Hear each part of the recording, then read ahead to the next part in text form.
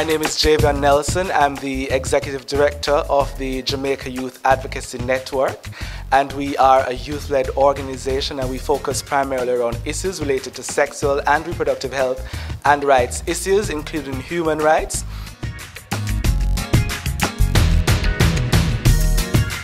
This third Youth X conference is been sponsored with the kind support of USAID. USAID has been with the Jamaica Youth Advocacy Network since the beginning of time, when we were just an idea from an advocacy workshop in August 2006.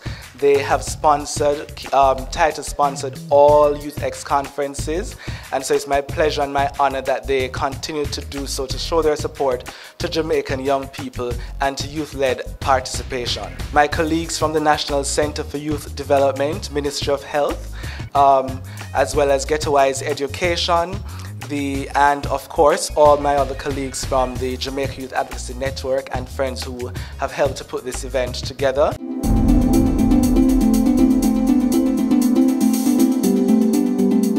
This Youth X conference is really JAN's way of getting the message out and getting young people contributing to the response. We'll be talking about 3 broad thematic areas. They include democratic participation 1, sexual reproductive health and HIV 2, and human rights. USAID is very proud to support JN for the 3rd time, to strengthen its mandate to engage adolescents and youth in matters of development, and to raise the level of youth advocacy in Jamaica. Youth X was merely just an idea by a few young people involved in JN in 2008. And here today at the 3rd Biennial Conference, there's no plans of slowing down.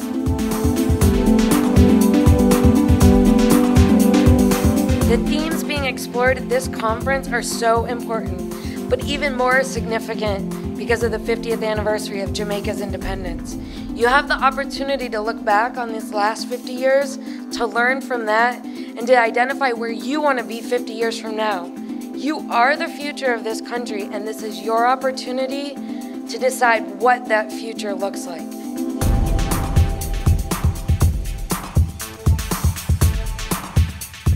Javion asking me to come here and to speak with you about entrepreneurship is most timely, because in order for you to be an effective advocate, you have to be taken care of, and your needs have to be met, and you have to be assured that there is hope in Jamaica and that you are able to create a comfortable life for yourselves, and that you can do it no matter which background you come from.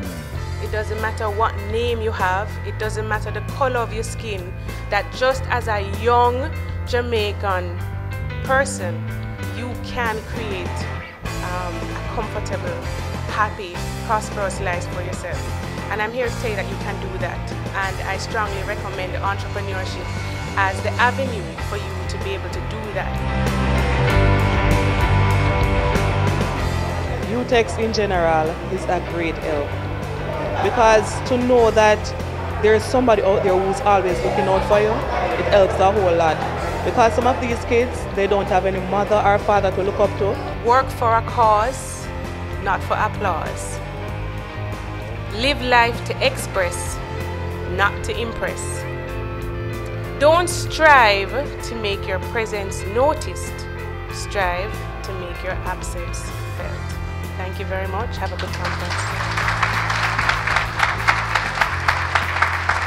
I'm a youth and I'm progressive. Oh, look on me test grade, I'm impressive. Oh, me say me head down straight. Progressive, me not be it. True Jamaican, so me must be great. So youth, be progressive. Make sure your test grade's impressive. Me say you head on straight. Progressive, you not be it. True Jamaican, so you must be great. I'm a youth.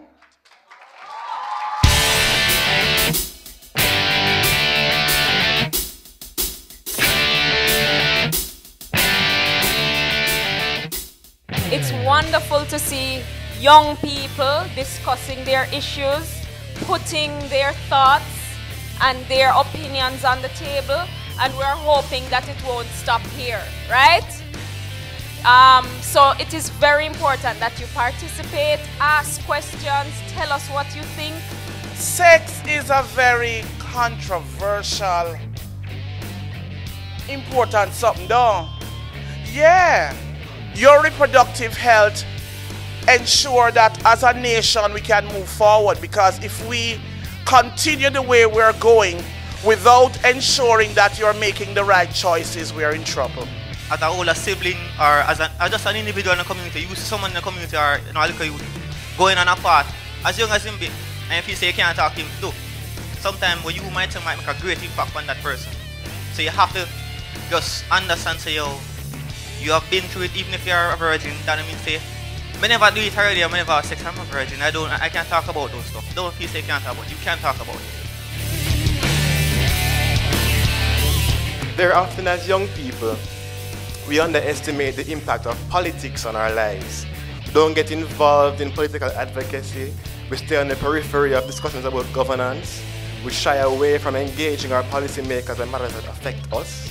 Perhaps it is that we are considered impolite as young people if we speak directly to older people or to adults. Or maybe because we are products of a society that does not reward those who stand up for what's right and those who challenge status quo. One of the things that I think we really need to cut out as Jamaicans is to really stop telling people about this whole abstinence thing, because the reality is that we are not abstaining. So the best thing to do is to really safeguard against, sexual, ills by getting tested and knowing your status and keeping safe. I just want to say to all my peers out there that you don't have to look off of other people's lives to build up yours. You build it from where you are coming from, your experience. Their experience is not the same as yours. They are not the same as you. Today we are here to talk about youth sexual reproductive health in Jamaica. But guess what? Because we don't have the knowledge to know what is right from wrong, which information is good, which information is bad. So every information that comes to us, we just grab it like that and just take it and run with it, right? Because we don't have the guidance, the know-how to know and decipher whether what we are doing is actually true. I remember as a young person myself, back in 2008, 2009, I participated in 1 or 2 consultations, and I do know that there were a number of consultations held with young people, teachers and parents, because I do recall somebody from the Ministry of Education as well saying to me that parents want their children to learn about sex and sexuality, but they themselves are afraid because they do not feel they're equipped enough. And so it speaks to another challenge that we need to begin to involve parents in that sort of discussion. But unfortunately, when we talk about sex and sexuality, the media oftentimes sensationalize the issue, and they often forget that young people are key to this process as well, and so it would be good to get their input about what they want. Of course, you'd perhaps need to find a balance between age of young person and where they're from and parental consent, but young people have to participate in that, and I think therefore it's unfortunate that the Minister of Education has decided to convene a small working group which consists of some persons like Shirley Richards, who is very far right, and so it's going to be very challenging. He promised a review in 2 months, and that has not been forthcoming. It's about 3 months now, and so we have lots of problems on our hand, and we can't continue to just play around and skirt around the issue of sex and sexuality while we continue to put our young people at risk. Today alone 7 people would have become infected with HIV. Recommendations going forward: 1. The media/dancehall artists need to relate more responsible material, as they do have an impact on young people. The bus and taxis who play these lewd material, we have to look at prosecution, because I'd like to point out to you that the encouragement of sexual activities, practices, pornographic performance or material, etc., are indirect breaches of some laws and policies that we have. What we found is that most of the popular artists are not necessarily representing in their own lives the type of behaviors that we promote.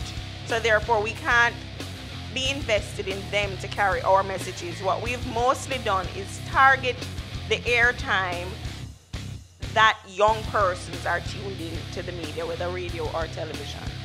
Over 32,000 people are actually living with HIV in Jamaica in the present.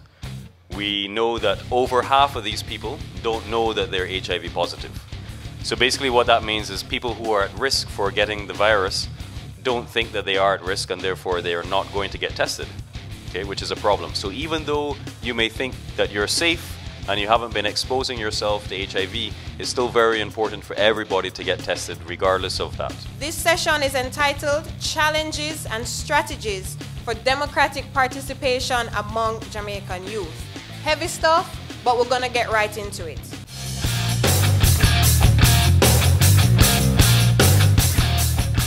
I believe it is important for young people to get involved in the democratic governance of their country for many reasons. One, the fact of the matter is the current crop of leaders that we see today will not always be in leadership. Someone will have to take up the mantle, someone will have to take up the guard and lead. But at the end of the day, it's not about us waiting for young people to be involved. The fact of the matter is young people are important in every aspect of the country.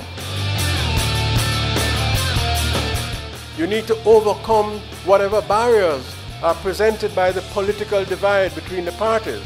In the same way that the working class movement, the trade unions, were deeply divided, unions fighting against one another, but they were able to overcome that constraint and to work together now as a confederation of trade unions. We need an active youth movement which spans across political divide, which goes beyond town and country and different ages of young people.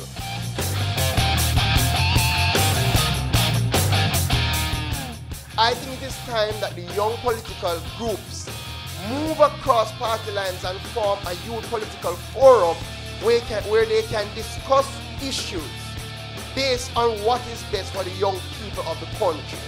Right? When the issues are affecting young people like student loan, when the issues like unemployment, they don't affect JLP and PMP, they affect everybody. So we must can find an everybody solution. You need to absolutely insist, not insist, demand that any youth policy that is being developed, you must have a central and critical voice in developing that policy, in changing that policy when it needs to be changed, and most of all, in implementing that policy. It's your policy, you should be the main movers and shakers, you should have that voice and not have it be taken over by older heads.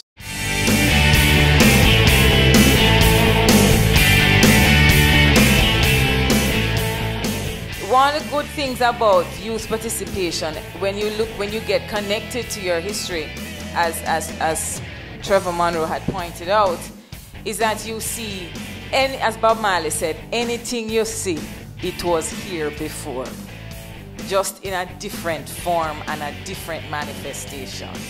So the question is, what will be your manifestation? And the other thing I would say is you cannot be afraid.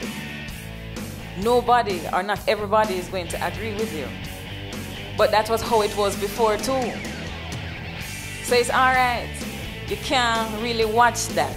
Well, I think one of the things that the government has to do in terms of to address the problems of apathy and to get more young people involved is first of all reach out to our young people. I think what we have done over the past is that we have developed policies and then handed them down to the youth. And as such, they're not only ineffective, but because the young people don't feel like they played a part in developing the policy, they don't feel like they have a stake in it. I think we have to move to a real participatory democracy, especially among the youth, because unless they have a vested interest in what's happening, they're not going to go forward and act upon it.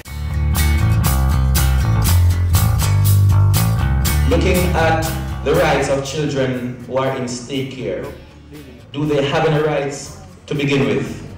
And if so, how have we been protecting their rights as a state and as individuals and as citizens of this country, as young people? What can we do to ensure that we keep advocacy going? What can we do to ensure that we understand our rights and how we would navigate the justice system if we are any at all caught in that trap? We have a lot of work to do and everyone has a role to play. We are not going to be judged by the laws we make, the policies we create. We are going to be judged by the sustained action on behalf of our children. Every time I hear the word Armadale, I can see and feel the fire. I am inside the building and I'm hearing the girls screaming. I hear the girls screaming in my head every day. And people keep saying we're uncontrollable. And they brand us as bad. Because of my scars, they see me and know that I was in Armadale, and every day they see that bad pitney.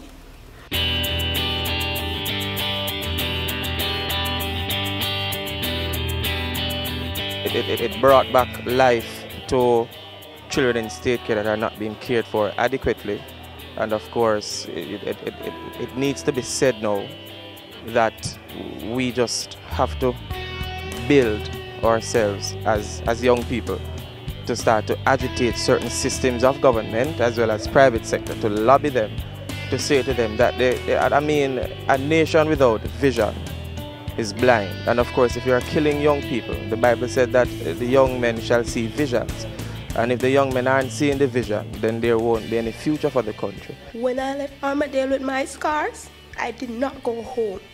I was sent to Diamond Crest to finish my time, and I did that. So I do not deserve to be called a bad pitney. And I have worked hard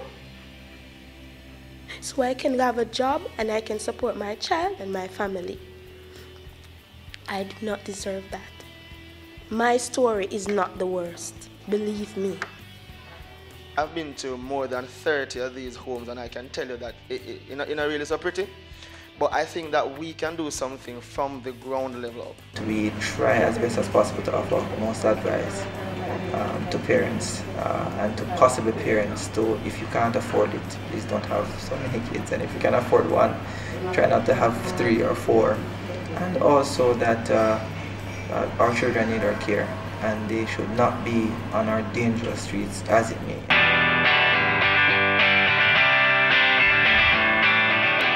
What we're talking about today is how you, as young people, think, how you look at life, the way you approach your living every day, and how this has been changing over the years and what that means to you. I would name just one issue. I think fundamentally we have a problem with regards to a lack of empathy for people who are hurting. We often distance ourselves from the struggles of others because we can't identify with them. I have many friends who have decided that they are homosexual. I am not myself. But it doesn't mean that I'm not going to sit with my friends, eat with my friends, and be their friends. If we are to engage on the issue of justice, we have to begin to think about diversity. And we have to begin to think about those whose voices we have silenced. Sexual violence is a major issue in Jamaica. Our women and children are under attack. I mean, sexual violence from everywhere. Women being raped. The issue of the 5 women. Small children, 8-year-old. And I think it's important that we deal with the fact that gender socialization breeds a lot of these problems. Now, most of us as young people are mentally enslaved. And I say that we are mentally enslaved, and that is why we have injustice among ourselves as young people. We don't want to appreciate and accept people for who they are. So like Bob Marley said, until we can emancipate ourselves from mental slavery, then we can see each and every one as equal. Maybe equality is not what we can have in society, but equity is something that all of us can have.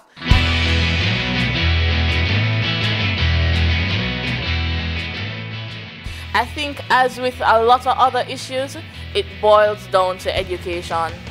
Because until you have education, you can't really get much progress. Until you can teach me that this is what the world is like, these are the people we have to contend with, these are the different groups of individuals, and we can't expect everyone to behave the same way, we're not going to see any changes. The youth ministry is not a Lisa Anna ministry, it's a young people ministry.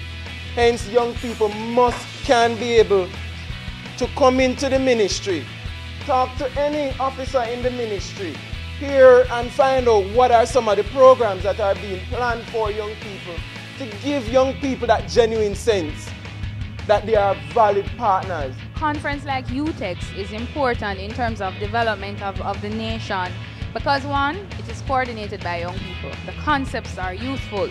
The concepts speak to the generation that it is engaging. Two, it is autonomous. Young people coming from different backgrounds and there is no agenda. There's no political agenda. There's no policy agenda. There's no government agenda or international donor agenda. The agenda is set by the young people. And it brings the young people forward to be able to voice challenges and to bring their suggestions as to how to improve response and development to them. People need somebody to sit down and listen. Everybody come, help me write a recommendation, help me do this, help me write a reference, help me do this, me get a job, do this, do this. NCYD needs to have persons in communities. If we sit here and continue to depend on these people who are having a good time driving around in SUVs to change our situation, we make a sad mistake. So my two final points is, we have to organize, one, and rebel. And the second point is, we should not leave here today without putting our names down and deciding that we are going to write, or deciding that there are 5 or 6 or 7 or 10 persons here who will form that committee. What we want to do this year is to ensure that post this conference we develop a post-conference agenda where all youth groups would be able to take key sections of recommendations from this conference and take them forward, because we all do have our access in very little ways, but it's how do we galvanize as young people, how do we mobilize our support, how do we mobilize our energy and build some sort of social capital to ensure that we can make representation for young people, because we're in a dire situation as young people. We're on a mission to build Jamaica, but unfortunately we aren't respected enough as young people. We aren't being considered enough when it comes to development issues, and one of the key challenges that we are not voting. As young people, particularly those who are educated, we are not voting. We hear all the time that we're the future, and we cannot allow persons who are planning to move on and go in retirement to set the pace for us, and we are going to take over next. So we must be integrally involved in the processes that are going on now. Because when they would have left, government, private sector, whatever, it's us who have to step in, fill the gap, and step up.